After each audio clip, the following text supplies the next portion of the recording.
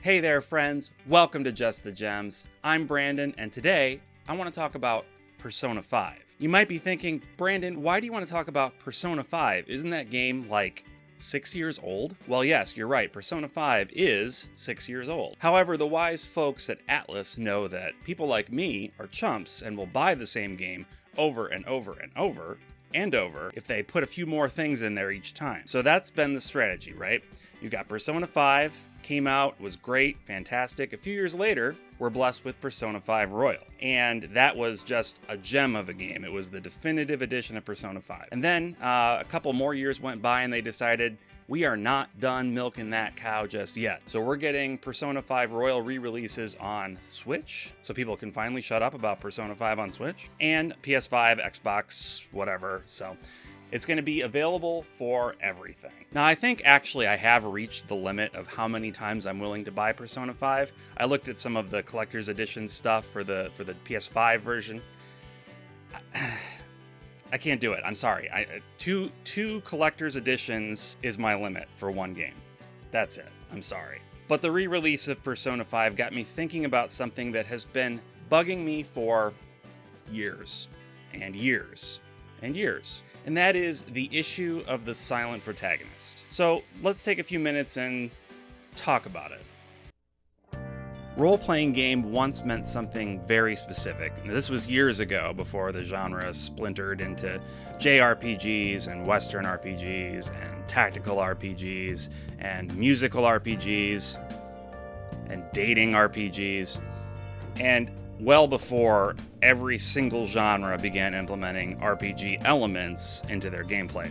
Role-playing game meant, quite literally, a game in which you play a role. So you make every decision and speak every line of dialogue for your character. Now, of course, this sort of role-playing game didn't happen on a monitor or a TV screen. It played out in person, with friends gathered around a table, with junk food and soda and dice.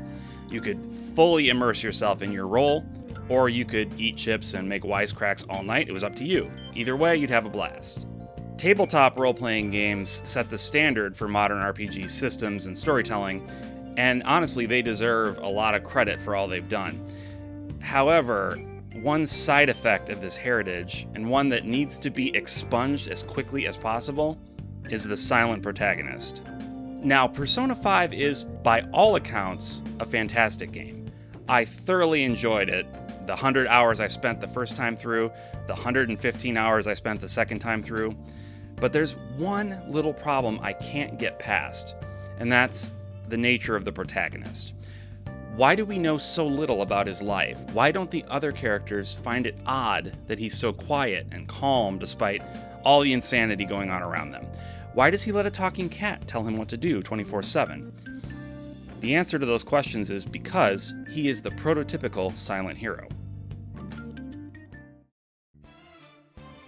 The modern Persona games have always had silent protagonists. Even though the games are largely voiced, your brooding teenager would never speak a word out loud. When a character asks the main character a question, you respond with one of a handful of choices, but that choice is never spoken by an actor. However, the other characters respond as though it were, which creates a weird conversational breakdown, like listening to one end of a bizarre phone conversation about shadows and Phantom Thieves. Particularly in the scripted cutscenes where you never have the option of selecting a dialogue choice, the protagonist's silence seems extremely out of place. Your friends react realistically to what's happening around them, but you just stand there stoically. The developers even seem to be aware that this silent, nameless protagonist thing is a bit weird, and maybe they're starting to feel a little self-conscious about it. So in Persona 5, they give him a talking cat that goes everywhere he does, so conversation points directed at him can at least be vocalized by someone. And they give him a code name, Joker, that everyone can call him even when it's maybe not appropriate to do so. They're doing everything within their power, it seems, to make this main character an actual character. Everything shy of making him a character. And of course, I'm aware that the protagonist will on occasion shout, "Persona!" or "Yeah!" in a cutscene or in battle. This is another oddity I can't quite wrap my head around. My character has a voice sometimes, but not when it actually matters. So the question I have is, why? Why does the Persona series and honestly quite a number of other role-playing games, Dragon Quest, insist upon giving us the silent treatment. In the early days of console and PC RPGs, the protagonist of the story was often silent because you were the protagonist. Developers didn't want to step on your toes. If you were really going to play this role, you needed to have freedom to fill it however you wanted. Putting words in your mouth would be antithetical to that goal. And yes, there was some financial benefit to eliminating an enormous chunk of potential dialogue from the game. That certainly didn't hurt. Of course, in practice, allowing you to fully step into a role is an unattainable goal. Developers can't predict and adjust for every decision you as a player might make. They try to compensate for this by giving you dialogue options or other meaningful decisions to make. But even in games with branching storylines, you're only free to walk the path the developer has created for you. The nature of video games deprives you of the ability to freewheel your way through a story. You don't have a dungeon master, or a game developer, sitting across the table altering the storyline for you on the fly. And that's okay. Video games are a different medium from tabletop role-playing games. Was Chrono Trigger better for the fact that Chrono could only nod and pump his fist? I can't see how. Look, Chrono Trigger is my favorite game. I speak about it with the sort of starry-eyed nostalgia that causes every teen within a 10-mile radius of me to involuntarily roll their eyes. But it wasn't helped by a silent protagonist. It was a magnificent game in spite of its silent protagonist. At this point in a fully HD world with game budgets being what they are, I can't understand the decision-making process behind a voiceless protagonist. My best guess is it comes down to tradition. Now, I'm not poo-pooing on tradition in general. I would be a little bit sad if Final Fantasy XVI decided to say goodbye to chocobos, even though they are objectively ridiculous. But the existence of giant, yellow, rideable birds doesn't impact the manner in which a Final Fantasy story is told. The tradition of the silent protagonist does nothing but check a box for tradition's sake. It doesn't enhance the story or the gameplay. It doesn't provide additional insight into the world. It just pays lip service to the idea of immersion while entirely missing what makes for an immersive experience. Persona 5 seems to have heard the siren's call of modern game development. Your protagonist still doesn't have a name, other than the one you give him, which is of course never spoken out loud, which I guess begs the question, why does he have a name at all?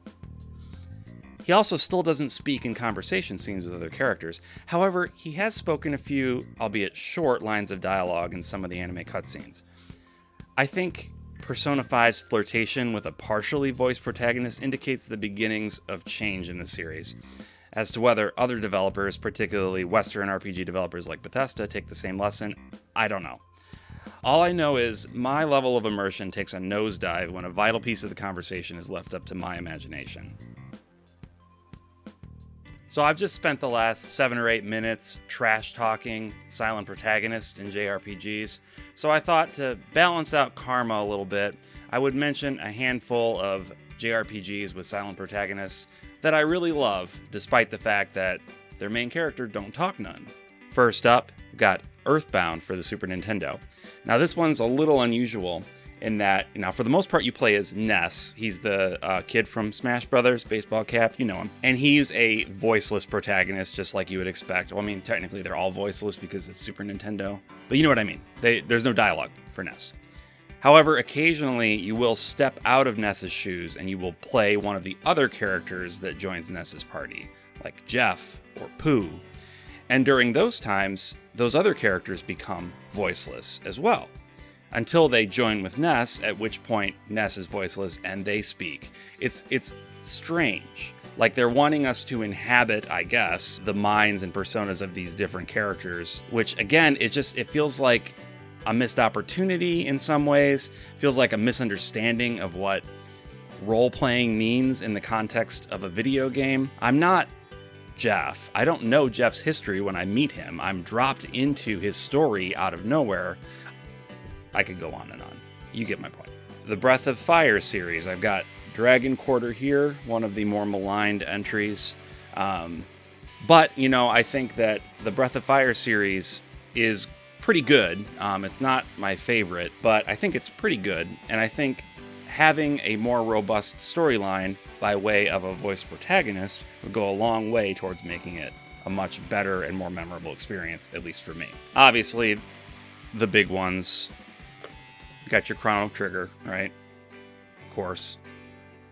You got your Chrono Cross, Radical Dreamers Edition, in this case, but Chrono Cross, voiceless protagonist. And from one of the minds that brought us, the original Chrono Trigger, of course, the Dragon Quest series. Famously silent protagonists in the Dragon Quest series. Dragon Quest XI was such a cool game, such a cool experience, but I just can't help but feel a little bit let down by the fact that the main character didn't speak at all, not one time. He never got a chance to defend his stupid haircut. Give him a chance. And finally, this was a real surprise to me, being a fan of the Tales series, because they've always been very plot and character focused. And Tales of Xillia 2, Exilia?